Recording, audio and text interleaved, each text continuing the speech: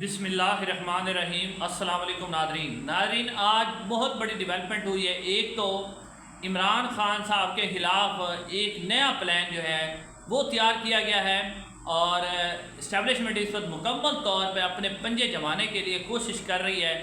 वो आपके सामने रखते हैं। स्पीकर जो कौमी असम्बली हैं उन्होंने बड़ी अहम डेवलपमेंट की है जिसकी उम्मीद नहीं थी कि सारी जमातों को उन्होंने इकट्ठा बिठा लिया है इस्टेब्लिशमेंट के ख़िलाफ़ जो कि पार्लियामेंट पर हमला हुआ था।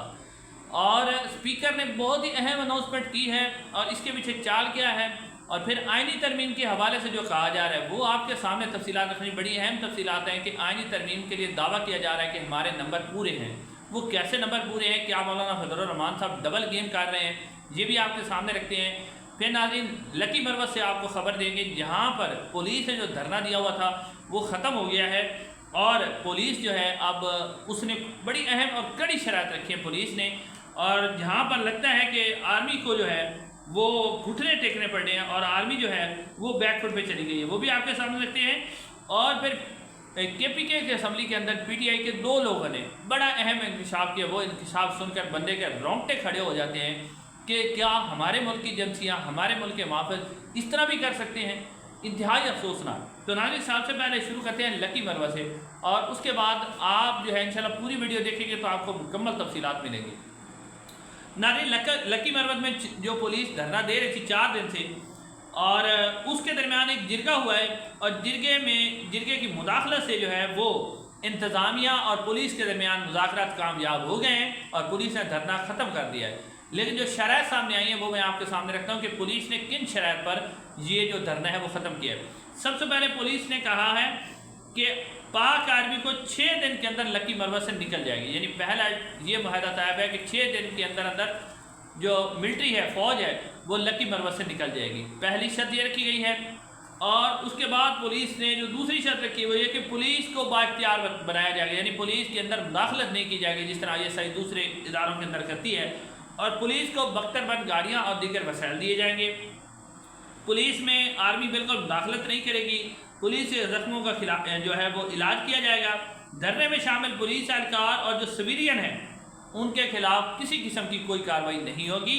और अगर मुआहदे पर अमल दरामद ना हुआ तो पुलिस दोबारा धरना देगी। ये भी आज पुलिस ने कहा है। नाज़रीन ये भी अगर आप आर्मी वहाँ से निकल जाती है तो फिर जो हम आपको कह रहे हैं कि अब इनकी जो 75 साल हुकूमत है ना वो ख़त्म होती हुई नज़र आ रही है, इक़्तिदार ख़त्म होता हुआ नज़र आ रहा है और रेत की तरह इनके हाथ से निकलता हुआ जा रहा है ना। उसके बाद आपको KPK के अंदर एक मेंबर्स वाइस मिले हुमायूं खान, उन्होंने नाज़रीन जो इंकशाफ किया है वो मैं आपके सामने रखता हूँ कि वो क्या कह रहे हैं। नाज़रीन हुमायूं खान साहब क्या कहते हैं, वो कहते हैं कि मैं कलमा पढ़ के कहता हूँ, यानी उन्होंने कहा कि मैं कलमा पढ़ के कहता हूँ कि सेक्टर कमांडर ISI बन्नू जो है उन्होंने मुझे कहा कि इमरान खान का साथ छोड़ दो, 15 से 20 करोड़ रुपया ले लो। जी हाँ नाज़रीन, और अगली बात सुने, अगली बात वो कह रहे हैं हुमायूं खान साहब कि इमरान खान जिंदा नहीं रहेगा तो क्या करोगे। सेक्टर कमांडर कह रहा है कि इमरान खान तो जिंदा ही नहीं रहेगा तो तुम क्या करोगे। यानी कि वो जो अलीमा खान साहबा और दूसरे लोग जो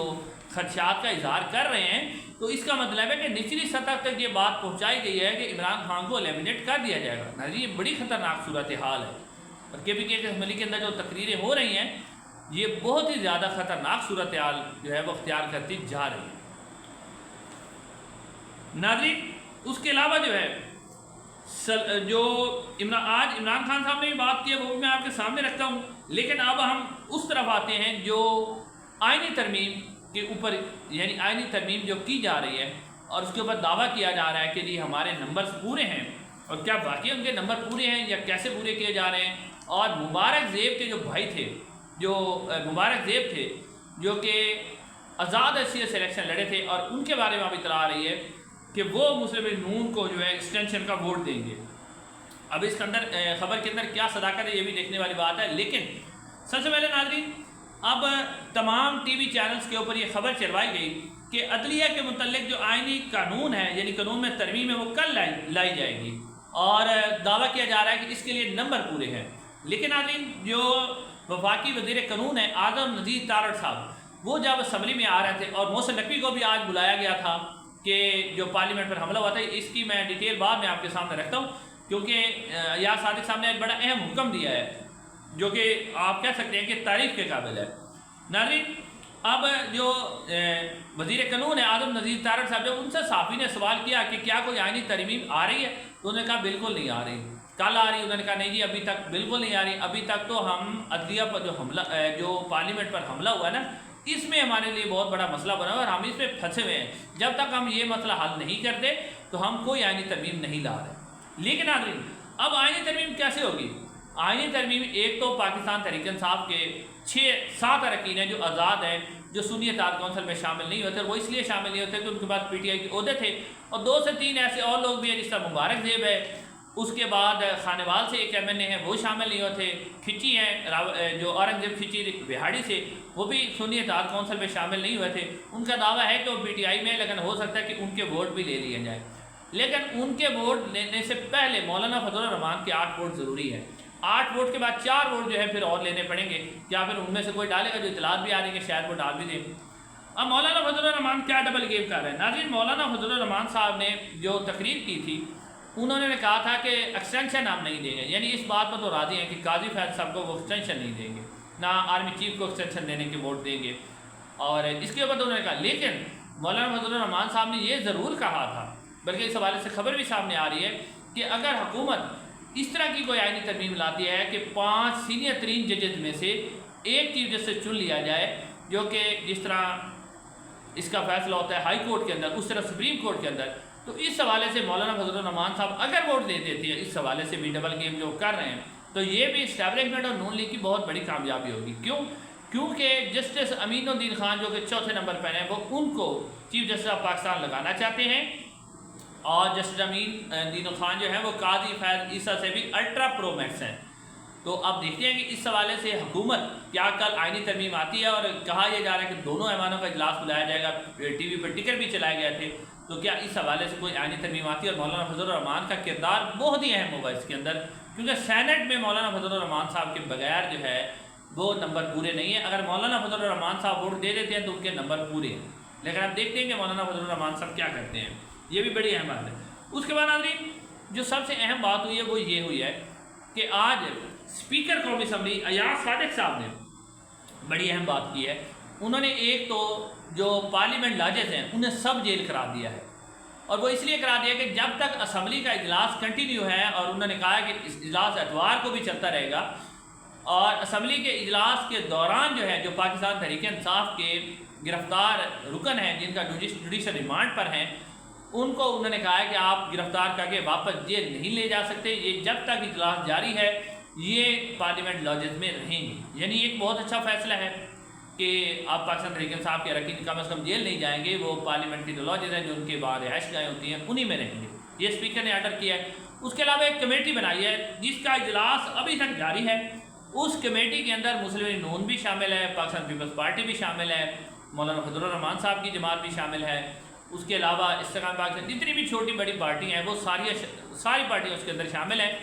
اور اس اجلاس کے اندر غور ہو رہا ہے کہ پارلیمنٹ کے اندر یہ جو حملہ ہوا ہے، اسٹیبلشمنٹ کی جو مداخلت ہے، اس کو کیسا روکا جا سکے۔ نا یہ بڑی بہت ہی اہم ڈیولپمنٹ ہے جو سمجھنے میں تھوڑی مشکل ہے کہ نون لیگ اور پیپلز پارٹی ایسا کیسے کر سکتی ہے کہ وہ اسٹیبلشمنٹ کے خلاف کیسے جا سکتی ہے، خاص طور پہ نون لیگ جو کہ فارم 47 پہ ہے۔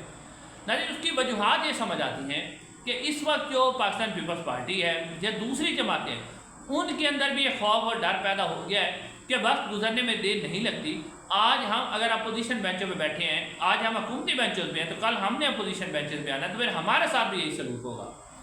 تو اب ایک صورتحال تو یہ ہو سکتی ہے اگر یہ اکٹھے ہو کے کوئی نہ کوئی بات کر دیتے ہیں تو اس سے تو واضح ہوگا کہ کمپنی کو بہت بڑا جھٹکا لگے گا۔ لیکن اب دیکھتے ہیں کہ کیا یہ جو مسلم نون ہے یا یہ کمپنی نے خود ہی کہا ہے کہ جس طرح اب پارلیمنٹ میں حملہ ہوا ہے تو انٹرنیشنل میڈیا نے اس کو کوریج دی ہے اور ایک بہت بڑا جو ہے خلا پیدا ہو گیا ہے، اسٹیبلشمنٹ کے خلاف بہت بڑی ہوا بن گئی ہے، تو کیا اب کمپنی نے اس ماحول کو ٹھنڈا کرنے کے لیے مسلم نون اور پیپلز پارٹی اور ایاز صادق کو ٹاسک دیا ہے؟ یہ یعنی ابھی کنفیوزنگ ہے کہ سمجھ نہیں آ رہی کہ اتنا بڑا فیصلہ کیسے ہو سکتا ہے۔ اس کے بعد ناظرین اگلی خبر آپ کے سامنے رکھنی ہے، ایک تو سلمان اکرم راجہ صاحب کا بیان ہے جس میں آج میڈیا کے لوگوں نے ان کے آگے سے مائک اٹھا لیا اور کہا کہ آپ کے جو علی بن گنڈاپور انہوں نے سابق کو ٹاؤٹ کہا. تو سلمان اکرم راجہ صاحب نے اس میں کہا کہ خان صاحب کو جیل میں مقدمے سزا سنانے والے جو انہوں نے کہا کہ ٹاؤٹ ہم نے کہا ہے کہ سرکاری ٹی وی پر جن کو کوڑا دان میں جگہ نہیں ملتی ان کو نوکریاں دی جا رہی ہیں, ہم نے ان کو ٹاؤٹ کہا تھا. ایک تو سلمان اکرم راجہ نے اس کی وضاحت کی. پھر سلمان اکرم راجہ صاحب نے کہا کہ عمران خان کو جیل مقدمے میں سزا دینے والا جو جج ہمایوں دلاور تھا نا, اس کے نام اربوں روپے کی ارادی, یعنی اسے انعام دیا گیا کہ آپ نے جناب اس کے اوپر سزا دی تھی تو آپ کو اربوں روپے کی جائیدادیں دی جا رہی ہیں. اب ناظرین آتے ہیں عمران خان صاحب کی طرف. عمران خان صاحب نے آج بھی بڑی اہم گفتگو کی ہے اور یہ اہم گفتگو بھی میں آپ کے سامنے رکھتا ہوں. ایک تو انہوں نے عمران خان صاحب نے یہ کہا کہ علی امین گنڈاپور صاحب نے ان کا جو ہے نا وہ کمپنی کا یعنی کہ اسٹیبلشمنٹ کے اوپر پردہ رکھا ہوا ہے, کیونکہ علی امین گنڈاپور کو کمپنی نے ہی اٹھایا تھا.